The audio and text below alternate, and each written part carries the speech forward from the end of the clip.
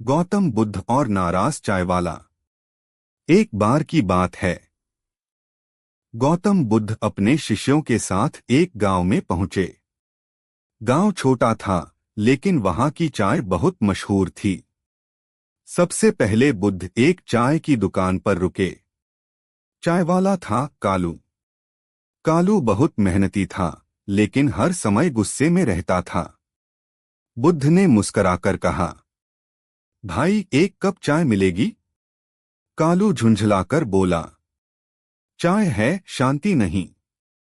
जल्दी पियो और जाओ। शिष्य नाराज हो गए, लेकिन बुद्ध शांत रहे।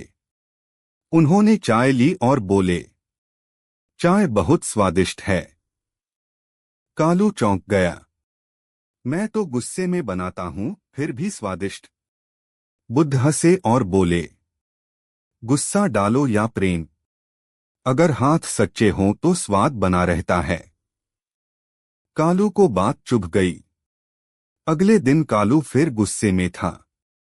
एक ग्राहक बोला, भाई आज चाय कड़वी है। कालू घबरा गया। उसी समय बुद्ध फिर आए। बुद्ध बोले, आज चाय में गुस्सा ज्यादा है।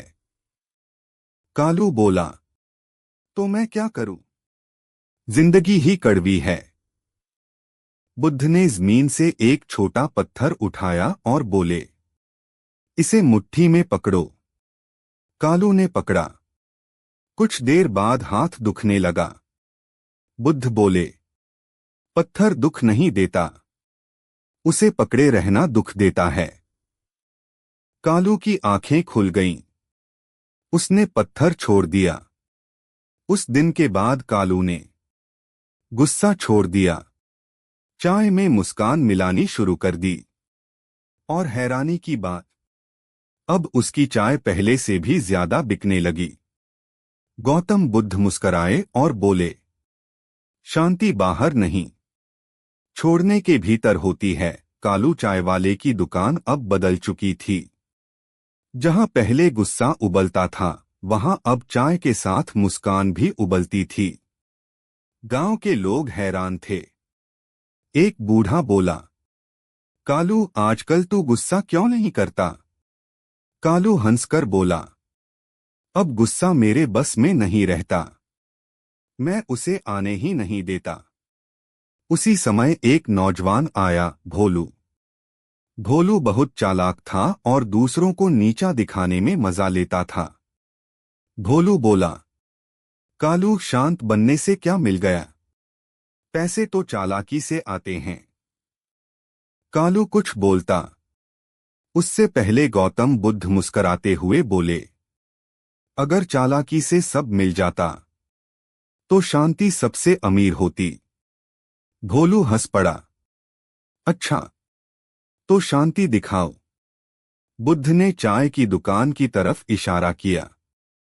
तभी एक ग्राहक आया और बोला, भाई मेरे पास पैसे कम हैं, चाय मिल जाएगी? भोलू ने आंखें घुमा लीं। लेकिन कालू ने बिना सोचे चाय दे दी। कुछ देर बाद वही ग्राहक लौटा और बोला, आज मेरी नौकरी पक्की हो गई, कल से रोज यहीं चाय पीऊंगा। भोलू चुप हो गया। बुद्ध ने धीरे से कहा, शांति तुरंत पैसा नहीं देती, लेकिन रास्ता जरूर खोल देती है। भोलू के चेहरे पर पहली बार सोच दिखी। उसी शाम गांव में चर्चा फैल गई, बुद्ध फिर से कोई चमत्कार कर रहे हैं। कुछ लोग सीखने आए, कुछ परखने और कुछ सिर्फ देखने। और तभी गांव में एक ऐसी घटना हुई जिसने सबकी सोच उलट दी। उस रात गांव में अचानक हलचल मच गई। ढोल बजने लगे, लोग इधर उधर दौड़ने लगे। कालू घबराकर बोला, ये क्या हो गया? एक आदमी चिल्लाया, राजा के सिपाही आ रहे हैं, कहते हैं गांव में कोई संत लोगों को भटका रहा है। भोलू घबरा गया। ये तो मुसीबत हो गई, अब क्या होगा? शिष्य चिंतित थे, लेकिन गौतम बुद्ध बिल्कुल शांत बैठे रहे, मानो उन्हें सब पहले से पता हो। कुछ ही देर में राजा का सेनापति आया। कड़क आवाज में बोला, कौन है जो लोगों को उपदेश दे रहा है? भोलू ने धीरे से कालू से कहा, अब देखो शांति काम नहीं आएगी। बुद्ध उठे और मुस्कराकर बोले, मैं लोगों को कुछ दे नहीं रहा, वे जो पकड़े बैठे हैं वही छुड़वा रहा हूं। सेनापति हंस पड़ा, अच्छा, तो राजा खुद तुमसे बात करेंगे। अगली सुबह बुद्ध, कालू, भोलू और कुछ गांव वाले राजमहल पहुंचे। महल चमकदार था, लेकिन राजा का चेहरा थका हुआ था। राजा बोला, मेरे पास सब कुछ है, सोना, सेना, सत्ता, फिर भी नींद नहीं आती। भोलू मन ही मन बोला, इतना सब होकर भी परेशान?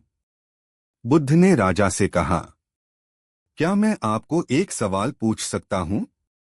राजा ने सिर हिलाया। बुद्ध बोले, आप आखिरी बार कब हंसे थे? बिना किसी कारण के। राजा चुप हो गया। दरबार में सन्नाटा छा गया। कालू को याद आया जब वह गुस्सा छोड़कर पहली बार हंसा था। बुद्ध ने आगे कहा, जो कारण से हंसता है वह कारण खत्म होते ही दुखी हो जाता है। राजा की आंखों में नमी आ गई और तभी राजा ने एक ऐसा आदेश दिया जिसकी किसी को उम्मीद नहीं थी। राजा कुछ पल चुप रहे। पूरा दरबार सांस रोके खड़ा था। फिर राजा ने धीरे से कहा, आज दरबार की कार्यवाही बंद रहेगी। सभी चौंक गए। सेनापति बोला, महाराज, यह परंपरा के विरुद्ध है। राजा मुस्कराए, आज परंपरा नहीं, मन की सुनूंगा। राजा सिंहासन से नीचे उतरे और बुद्ध के पास बैठ गए। भोलू की आंखें फैल गईं। राजा जमीन पर। राजा बोले, बताइए, मेरी बेचैनी कहां से आती है?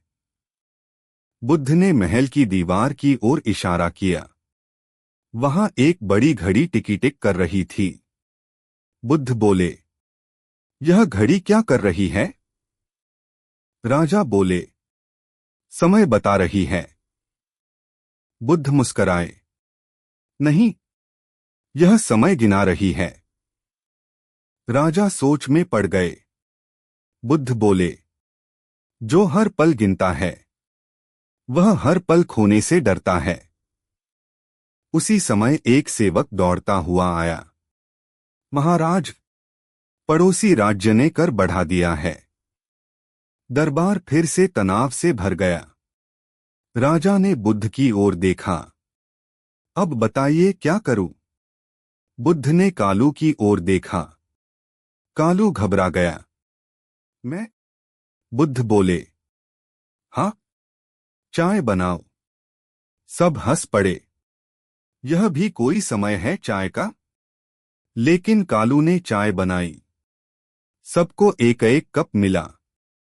राजा ने चाय पी और पहली बार बिना वजह हंस पड़े। राजा बोले, समस्या अभी भी है, लेकिन मन हल्का है। बुद्ध बोले, हल्का मन भारी फैसले सही लेता है। भोलू पहली बार बोला, तो चालाकी बेकार है? बुद्ध ने उसकी तरफ देखा और कहा, चालाकी से रास्ता मिलता है, समझदारी से मंजिल। भोलू चुप हो गया। लेकिन तभी महल के बाहर शोर मचने लगा। कुछ ऐसा हुआ जिससे राजा की परीक्षा अभी बाकी थी। महल के बाहर शोर और तेज हो गया। सेनापति दौड़ता हुआ आया। महाराज, गांव के लोग इकट्ठा हो गए हैं। कहते हैं कर कम करो, नहीं तो काम बंद। दरबार में अफरातफरी मच गई। मंत्री फुसफुसाने लगे, ये संत की वजह से लोग सिर उठाने लगे हैं। भोलू डर गया। अब तो सच में फंस गए। राजा ने बुद्ध की ओर देखा। अब भी चाय? बुद्ध हल्के से हंसे। अब सुनने का समय है। राजा ने पहली बार सैनिकों को रोकने का इशारा किया और खुद बाहर निकल गए। लोग गुस्से में थे। एक किसान चिल्लाया, हम दिन रात मेहनत करते हैं, फिर भी खाली हाथ। राजा कुछ बोलते उससे पहले बुद्ध ने जमीन से एक मिट्टी का घड़ा उठाया। बुद्ध बोले, इस घड़े में पानी भरो। किसान ने भरा। घड़ा भरते ही पानी छलक गया। बुद्ध बोले, अब और भरो। किसान बोला, अब नहीं भर सकता, पहले खाली करना होगा। बुद्ध राजा की ओर मुड़े। राज्य भी ऐसा ही है। जब लोगों का मन भरा हुआ हो तो और बोझ नहीं डाला जाता। राजा की आंखें खुल गईं। राजा ने घोषणा की, कर घटाया जाएगा और जो भूखा है उसे पहले भोजन मिलेगा। भीड़ सन्न रह गई। फिर अचानक तालियां बजने लगीं। भोलू बुदबुदाया, मैं तो चालाकी सीखता था, ये तो कुछ और ही खेल है। कालू की आंखों में चमक थी। शांति का स्वाद अब सब चख रहे हैं। लेकिन तभी बुद्ध ने चुपचाप चलने की तैयारी की। राजा घबरा गए। आप जा रहे हैं? बुद्ध बोले, जहां सीख समझ ली जाए वहां रुकना बोझ बन जाता है। और उसी पल भोलू ने ऐसा सवाल पूछ लिया जिसने कहानी को नई दिशा दे दी। भोलू ने हिम्मत करके पूछा, अगर सब छोड़ना ही है तो सीखने का मतलब क्या? दरबार फिर शांत हो गया। राजा, मंत्री, किसान सब उत्तर की प्रतीक्षा में थे। बुद्ध रुके। पहली बार उन्होंने भोलू को ध्यान से देखा और बोले, सीखने का मतलब पकड़ना नहीं, छोड़ने की समझ पैदा करना है। भोलू का चेहरा उतर गया। तो मैं जो चालाकी सीखता रहा। बुद्ध ने जमीन पर एक रेखा खींची। इसे बड़ा कैसे करोगे? भोलू बोला, इसके आगे एक और रेखा खींचकर। बुद्ध मुस्कराए। नहीं। उन्होंने पास में एक और बड़ी रेखा खींच दी। पहली अपने आप छोटी हो गई। सब समझ गए। कालू ने धीरे से कहा, मतलब बुराई से लड़ने के लिए अच्छाई बढ़ानी होती है। बुद्ध ने सिर हिलाया। उसी समय एक छोटा बच्चा भीड़ से आगे आया। उसके हाथ में टूटा हुआ खिलौना था। बच्चे ने बुद्ध से पूछा, ये ठीक हो जाएगा? बुद्ध ने खिलौना देखा, फिर बच्चे की आंखों में देखा।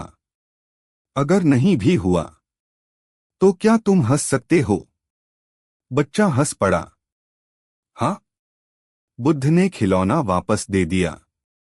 देखा, खुशी चीज से बड़ी होती है। राजा की आंखें भर आईं। उन्होंने मन ही मन पहली बार खुद को राजा नहीं, इंसान महसूस किया। बुद्ध चलने लगे। कालू ने पूछा, अब हम क्या करें? बुद्ध बोले, जो सीखा है उसे रोज की जिंदगी में डालो। कहानियां खुद बन जाएंगी। इतना कहकर वे आगे बढ़ गए। लेकिन तभी महल के दरवाजे पर एक अजनबी खड़ा था। उसकी आंखों में गुस्सा नहीं, दर्द था। और उसने आते ही कहा, मुझे जवाब चाहिए। अजनबी की आवाज गूंजते ही सबकी नजरें उसी पर टिक गईं। राजा ने पूछा, किस बात का जवाब? अजनबी आगे आया। उसके कपड़े फटे थे, लेकिन आंखों में सवाल भरे थे।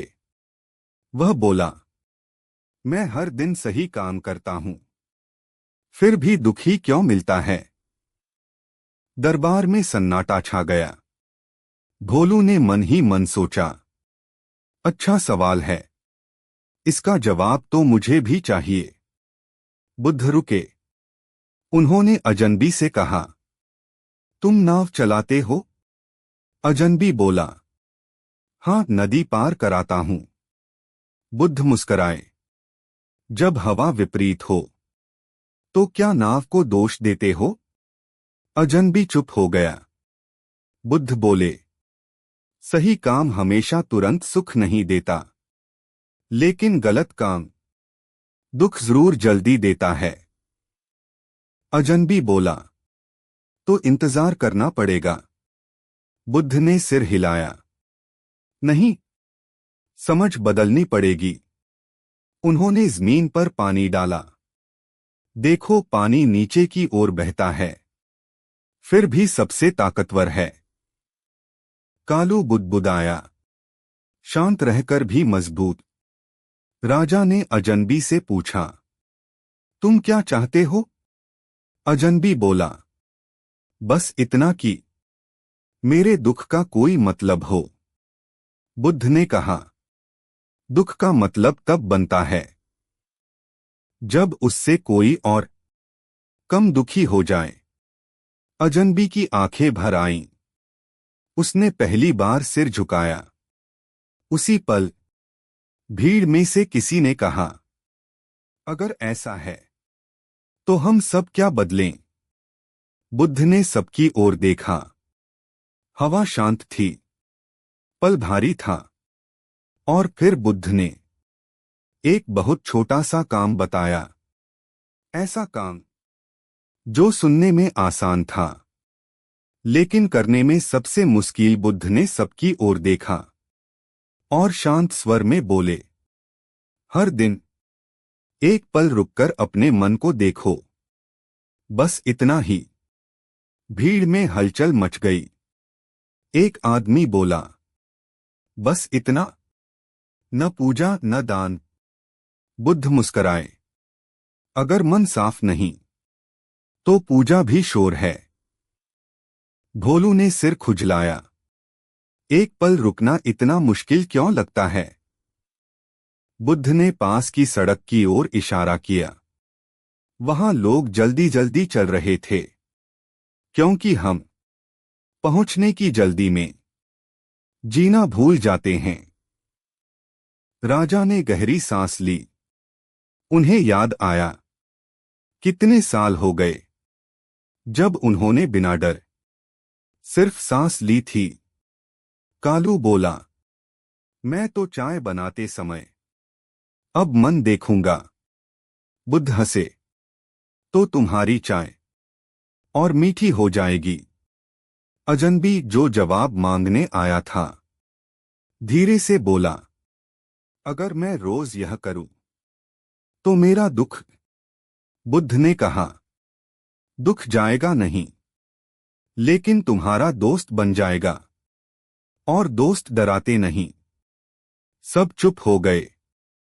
फिर बुद्ध ने चलने के लिए कदम बढ़ाए। राजा ने पूछा, क्या आप फिर आएंगे? बुद्ध ने पीछे देखे बिना कहा, जब तुम खुद को समझ लोगे तब मैं हर जगह मिलूंगा। इतना कहकर वे भीड़ में गुम हो गए। लेकिन कहानी यहीं खत्म नहीं हुई, क्योंकि अगली सुबह गांव में ऐसा कुछ हुआ जो किसी ने सोचा भी नहीं था।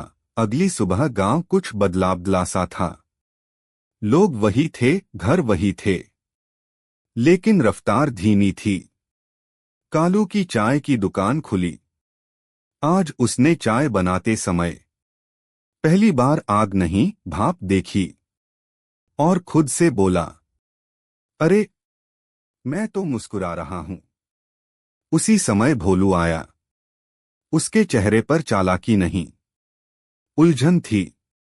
भोलू बोला, आज अजीब लग रहा है। न किसी को हराने का मन, न जीतने की खुशी। कालू हंसा, शायद तू भी। एक पल रुक गया। उधर राजमहल में राजा बिना ताज के बैठे थे। सेनापति बोला, महाराज आज आदेश नहीं देंगे? राजा बोले, आज पहले सुनूंगा। यह सुनकर मंत्री चौंक गए। राजा सुनेगा? गांव के लोग आए। कोई शिकायत नहीं, सिर्फ बातें। एक बूढ़ी औरत बोली, आज मन हल्का है। पता नहीं क्यों। राजा ने मुस्कराकर कहा, क्योंकि आज हम भाग नहीं रहे। तभी भीड़ में से वही बच्चा निकला जिसका खिलौना टूटा था। उसने कहा, आज मेरा खिलौना भी टूटा है, पर मैं रोया नहीं। राजा की आंखें भर आईं। उन्हें समझ आ गया, राज्य बदलने से पहले लोग बदल रहे हैं। लेकिन तभी दूर से धूल उड़ती दिखी। एक सवार तेजी से आया। उसने चिल्लाकर कहा, महाराज! पड़ोसी राजा आपकी नरमी को कमजोरी समझ रहा है। दरबार फिर से सख्त हो गया। सबने राजा की ओर देखा। राजा ने भीड़ की ओर देखा, फिर कालू, भोलू और उस बच्चे की ओर। और पहली बार राजा ने डर से नहीं, समझ से फैसला लेने का मन बनाया। राजा कुछ देर चुप रहे। दरबार को नहीं, अपने मन को सुना। फिर उन्होंने सवार से कहा, उस राजा से कहो, नरमी कमजोरी नहीं होती, कमजोरी डर होती है। सेनापति चौंक गया। तो युद्ध? राजा ने सिर हिलाया। नहीं, पहले संवाद। सब हैरान थे। इतिहास में पहली बार किसी राजा ने तलवार से पहले शब्द चुने। कुछ दिन बाद पड़ोसी राजा खुद आया। उसे उम्मीद थी डर दिखेगा, लेकिन यहां तो शांति और स्थिरता थी। वह बोला, तुम बदले कैसे? राजा मुस्कराए और बोले, मैं रुका और खुद को देख लिया। उसी दिन दोनों राज्यों के बीच समझौता हुआ। न युद्ध, न रक्त, सिर्फ समझ। कालू की चाय की दुकान अब पूरे राज्य में मशहूर हो गई। भोलू ने चालाकी छोड़ बच्चों को पढ़ाना शुरू कर दिया।